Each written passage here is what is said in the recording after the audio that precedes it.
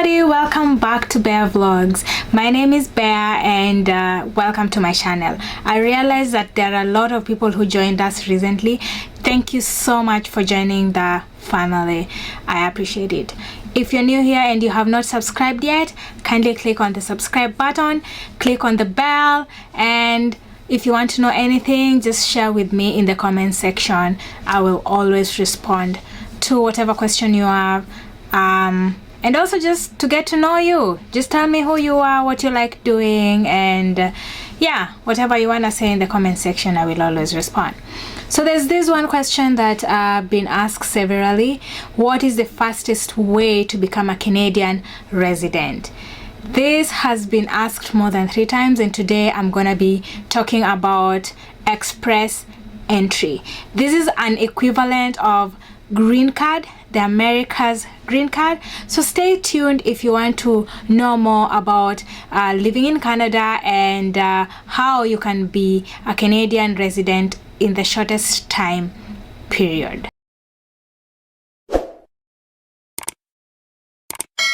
So today I'm gonna be telling you about express entry. So what is an express entry? This is an online system which selects skilled workers to contribute to Canada's economy.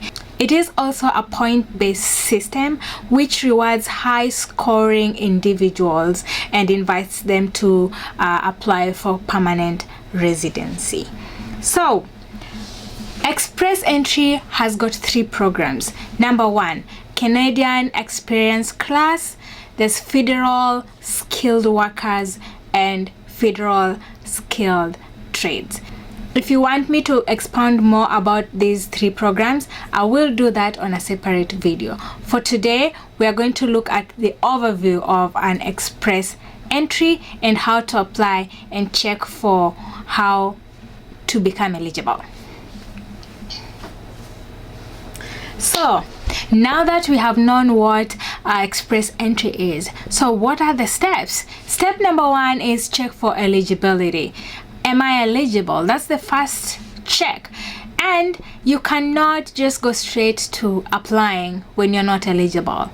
It will not go anywhere. So check for eligibility. I will leave a link that takes you directly to IRCC website. For today, let's do that together. Shall we? So I have my laptop, so we will be doing that together here. The first question is, which province or territory do you plan to live in? If you don't know, choose the province or territory you're most interested in. First question is, which province or territory do you plan to live in? And there's a note. If you don't know yet, choose the province or territory you're most interested in. Those of you who are not in Canada, you might not be familiar with the provinces and territories, but you can perform a simple Google search on Canadian territories and provinces and just do a quick search on whatever you're looking for, and that will guide you on exactly where you want to live in. So there are different provinces and territories. Currently I live in British Columbia, so I will pick British Columbia.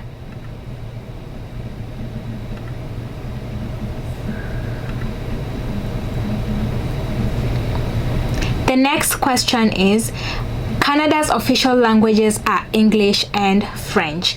You need to submit language test results for all programs under express entry, even if English or French is your first language. Which language test did you take for your first official language?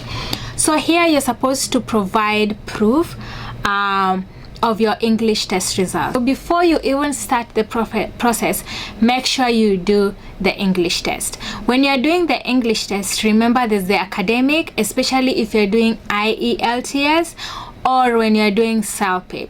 So CELPIP is not available all over the globe as much as IELTS is available. So I'd encourage you to go for IELTS. Make sure you do the general test, not the academic. The academic one is for people who are looking into studying in Canadian universities. For the general one is for applying for permanent residency. So make sure you do the general test, guys. So which one did you do? Did you do French or did you do English? So you select one. And if you did English, which test did you do? So there are options: IELTS, CELPIP, TEF, TCF. Personally, I did CELPIP, so I will pick CELPIP.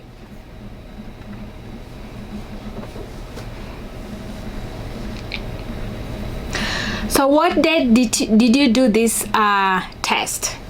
You select the year. I did mine in 2021, May 21st, 2021.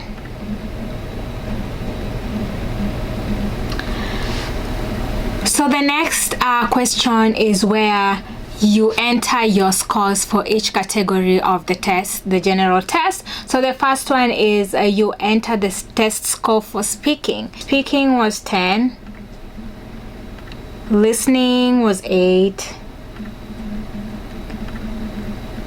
reading was 9, and writing was 8.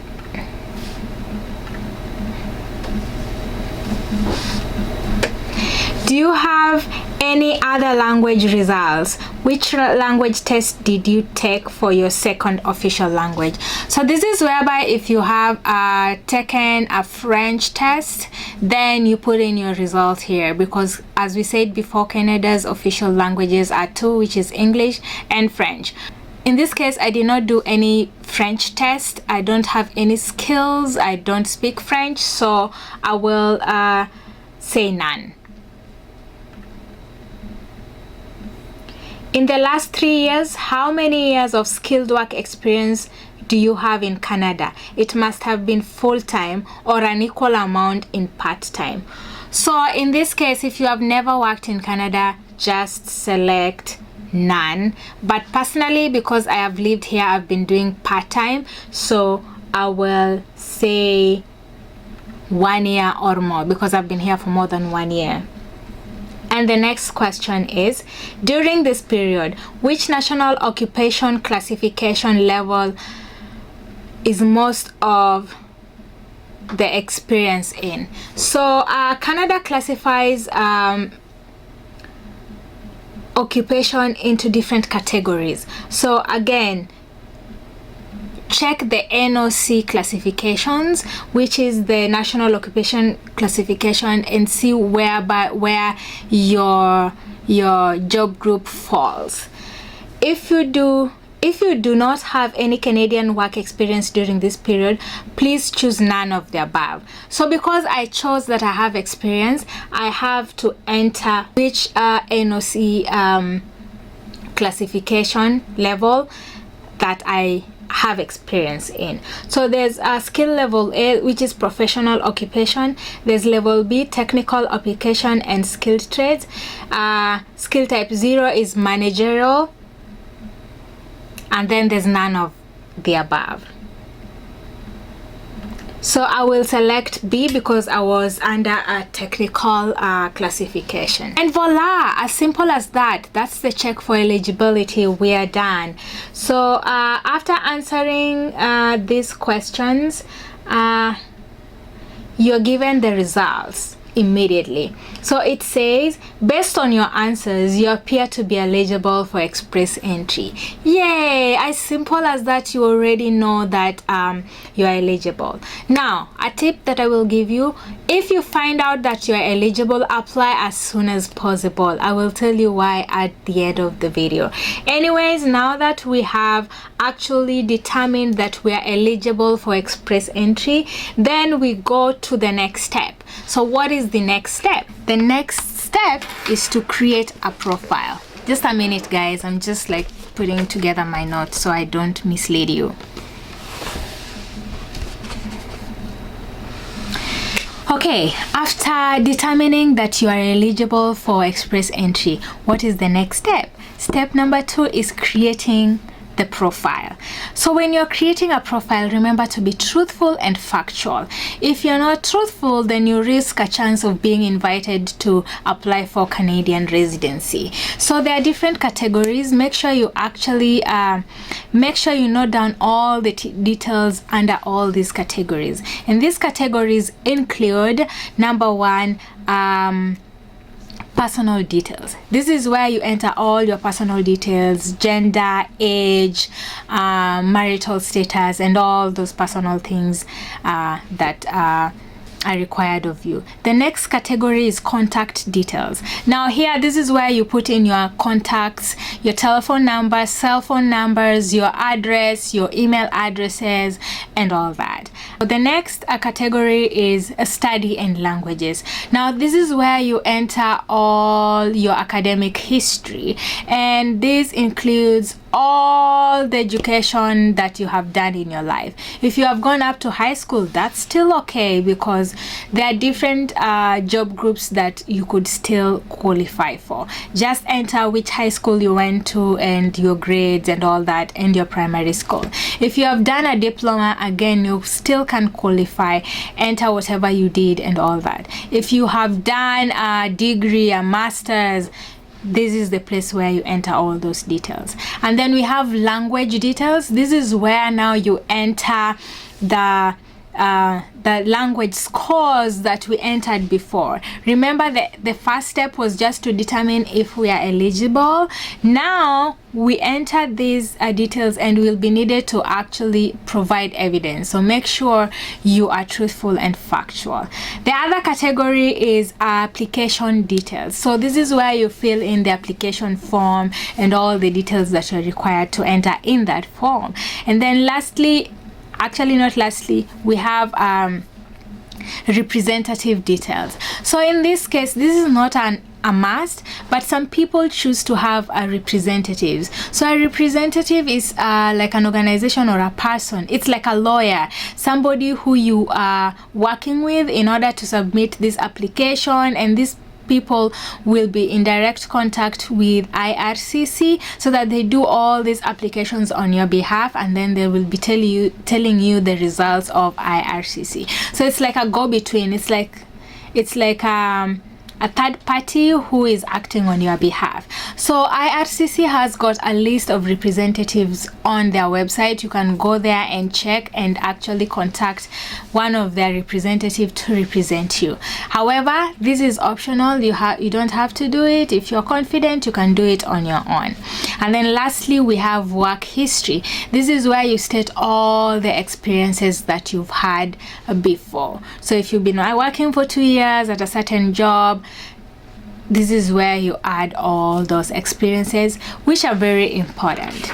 So if again, like this is not also like a must, you don't have to do it, just like the representative. If you need guidance on how to create a profile, there are people who have gone through these experiences. There are people with similar experiences. You go to these pages on Facebook where people share their experiences. You could get somebody to guide you on that. Online, also there are online pages where people post questions and their answers. However, when you're seeking guidance, you need to be careful on the advice that you're getting from online sources, because people's experiences might be similar, but they're not identical. And so your experience might be similar to somebody else's, but it might not be identical. So somebody might be giving you their experience and guiding you, and probably sometimes may mislead you. So just be careful. IRCC website also has got a way of, they have like a criteria of how to fill in each and every section. They guide you on step-by-step way of how to go about applying or creating a profile. So just be careful where you're getting guidance from. So after you've done creating this profile, then hit submit. This is where we submit. So after you submit, a few minutes later, IRCC will assign you a score. And they will also let you know which category. Remember the 3 programs: Canadian Experience Class, Federal Skilled Workers, and Federal Skilled Trades. So IRCC will let you know which program you qualify for. Then voila, you become part of this pool of candidates waiting to be invited to apply for Canadian residency. Yay!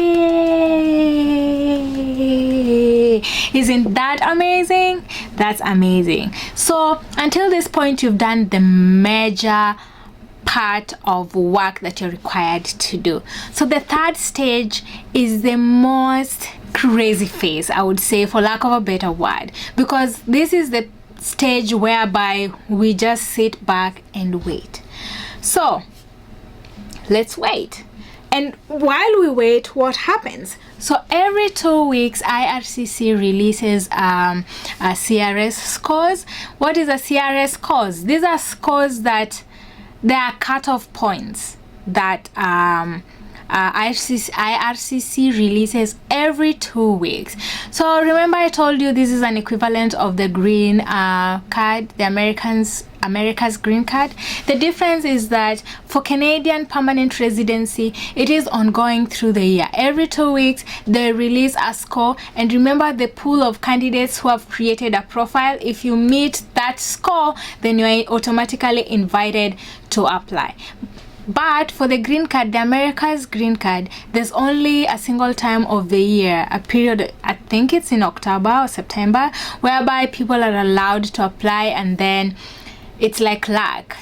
Like the system chooses you or whatever. This one is based on scores. So the 3rd stage is whereby you just wait for IRCC to release the CRS scores, and if you meet the cutoff points, then automatically you are invited to apply for permanent residency.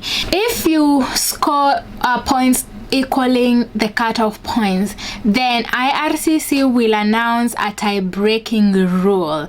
And this tie-breaking rule could be like, okay, for those who applied on this date, at a particular date and time, will be invited to apply. So if you applied, if you submitted or created your profile after the tie-breaking rule, then unfortunately you will have to wait another 2 weeks to see if the cutoff points are either lower than your points or equal again for another chance. So I know this is confusing. Let me give you an example. So say, for example, this week IRC announces a cutoff point of 450 points. So if you have 451 and over, you automatically are invited to apply for permanent residency. However, if you have 450 points, the same as the cutoff points for IRCC, then IRCC will release a tie-breaking rule that for those who submitted or created their profile on the 13th of November at noon or earlier than that, those people whose scores are equal to the cutoff points will be invited to apply for permanent residency. However, if your points are 450, the same as the cutoff points, and you submitted or created your profile a day after the tie-breaking rule, which is the 13th November at noon. So say you submitted at 12:30 on the 13th of November 2021, then unfortunately you will have to wait until the next cutoff point CRS scores are released. It is a first come first serve criteria that they use. That's why I was telling you that as soon as you determine that you are eligible, create a profile as soon as possible, because that can help. So yeah, that is how you apply for express entry. So then when you are invited to apply again, you just do the application and then you take it from there.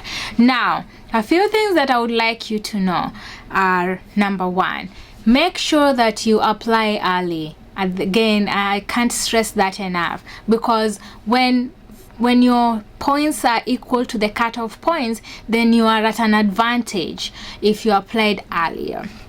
Number 2, when you're doing the English test, make sure you do the general test. Don't do the academic test. Again, I think I explained that before.